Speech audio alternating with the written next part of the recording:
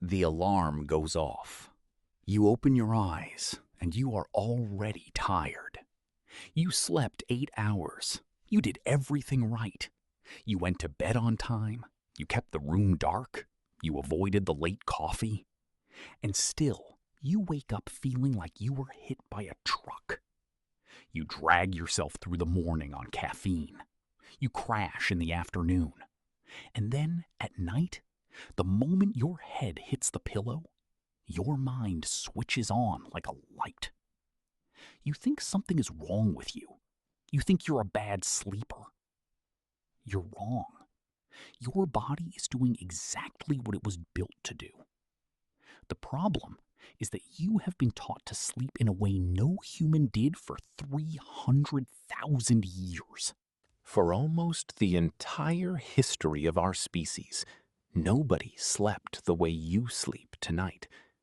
They did not collapse into a single 8-hour block. They did not set an alarm. They did not lie in a dark, silent room, alone, staring at the ceiling, terrified that they were awake at 3 a.m. The way you sleep, one long, unbroken stretch, in isolation, ended by a machine, is one of the most recent and unnatural experiments our species has ever run on itself. And your exhausted body is the result. The numbers are brutal. Around 1 in 3 adults does not get enough sleep.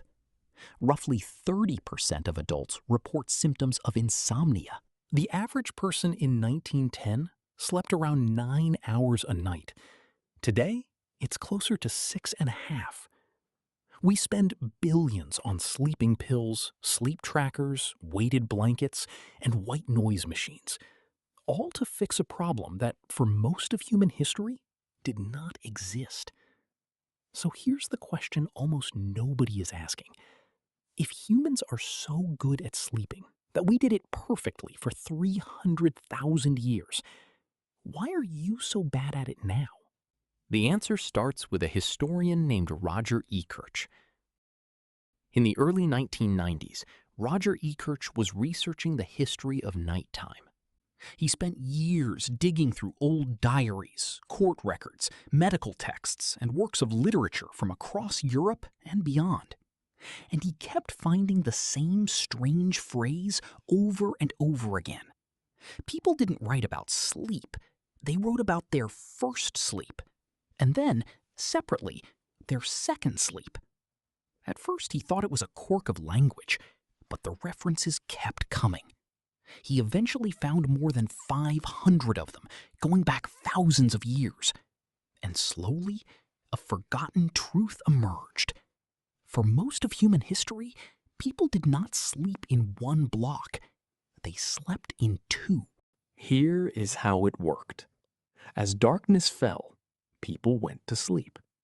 This was the first sleep, lasting roughly 4 hours. Then, in the dead of night, they woke up, naturally, calmly, without alarm, and they stayed awake for 1 to 2 hours. This wasn't a problem. This wasn't insomnia. This was simply a part of the night. People used this time to do all kinds of things. They prayed. They reflected on their dreams, which were fresh and vivid. They talked quietly with whoever lay beside them. They had sex.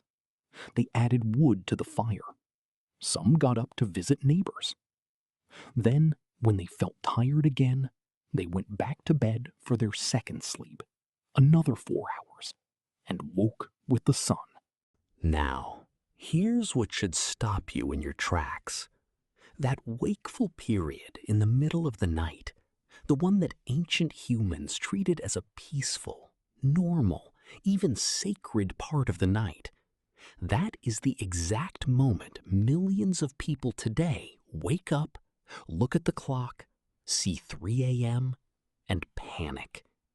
The thing you have been taught to fear as a sleep disorder is not a disorder at all. It is the ghost of your first sleep ending and your second sleep not yet begun. Your body is doing precisely what it was designed to do. It's just that nobody told you that's what was supposed to happen. But maybe you're skeptical. Maybe you think this is just an old custom, a cultural habit, not something built into the body. That's a fair doubt. And it's exactly the doubt that a scientist named Thomas Wehr decided to test. In the 1990s, Wehr, a researcher at the National Institute of Mental Health, ran a remarkable experiment. He took a group of people and removed artificial light from their nights. For 14 hours each night, they were kept in darkness, the way every human lived before the light bulb. At first, they slept in one long block, the way modern people do, because they were exhausted and sleep-deprived from modern life. But after a few weeks, something extraordinary happened. Their sleep split in two, on its own, with no instruction. They began sleeping for about 4 hours, waking for 1 to 2 hours of calm, quiet wakefulness, and then sleeping again for another 4 hours. The exact pattern Ekirch had found in those ancient diaries. The body, given darkness, remembered how to sleep. The pattern was never gone. It was just buried under electric light. So picture your great-great-great-grandmother. The sun goes down.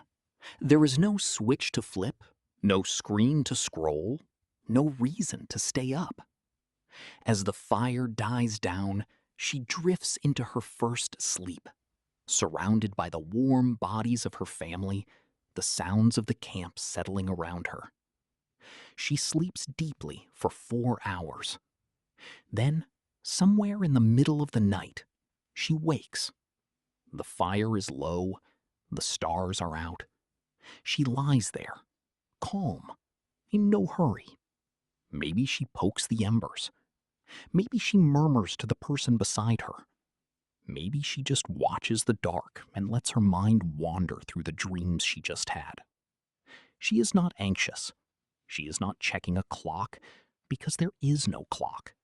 There is no morning meeting. After an hour or two, her eyes grow heavy again, and she sinks into her second sleep.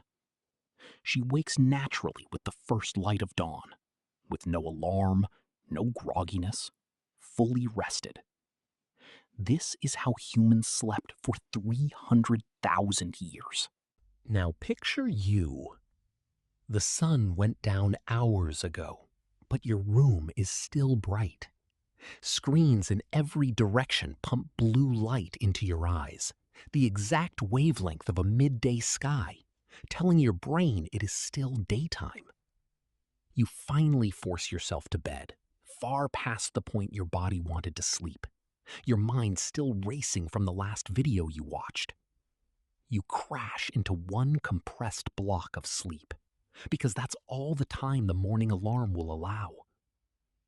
When you naturally stir in the middle of the night, the ghost of that ancient first sleep ending, you don't lie there in peace. You panic. You grab your phone, which blasts more light into your brain, which wakes you further, which makes the anxiety worse. And then, before your body is ready, a machine screams you awake, tearing you out of sleep at a moment your brain did not choose. Of course you're exhausted. You are fighting a 300,000-year-old program with a clock and a light bulb. So how did we get here?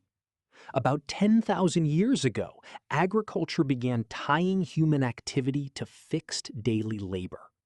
About 400 years ago, cheap candles and oil lamps let people push their evenings later for the first time. About 150 years ago, gaslighting and then Edison's electric bulb shattered the boundary between day and night entirely. Suddenly, the night could be lit up like noon. People stayed awake later and later, compressing their two sleeps into one. The wakeful hour in the middle of the night, once sacred, had no room left to exist, and within a generation or two, doctors began calling it a disorder. About 100 years ago, the factory and the alarm clock locked the human morning to a rigid schedule that had nothing to do with the sun. Each step felt like progress. Each step pulled your sleep further from the rhythm it was built for. Your ancestors went to sleep when it got dark. You go to sleep when your screen finally lets you. They woke gently with the sun. You are torn awake by a machine. They treated the middle of the night as a calm, natural pause. You treat it as a medical emergency. They slept surrounded by their people. You sleep alone in a dark, silent box and wonder why it feels unsafe. They never once in their lives felt the specific exhaustion you feel every single morning. The tiredness you carry is not a personal failure. The 3 a.m. waking is not a disorder. The fog you wake up in is not who you are. You are running an ancient sleep program inside a world built to override it. And every restless night, every dread of the dark hours, every groggy morning is your body trying to do exactly what it was designed to do and being punished for it. You weren't built to sleep in one block, in a bright room, ended by an alarm. No human was. You were built for darkness, for 2 sleeps, for waking with the sun, surrounded by the people who keep you safe. That world used to be everywhere.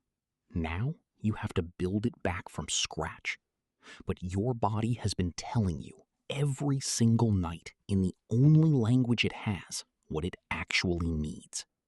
Listen to it.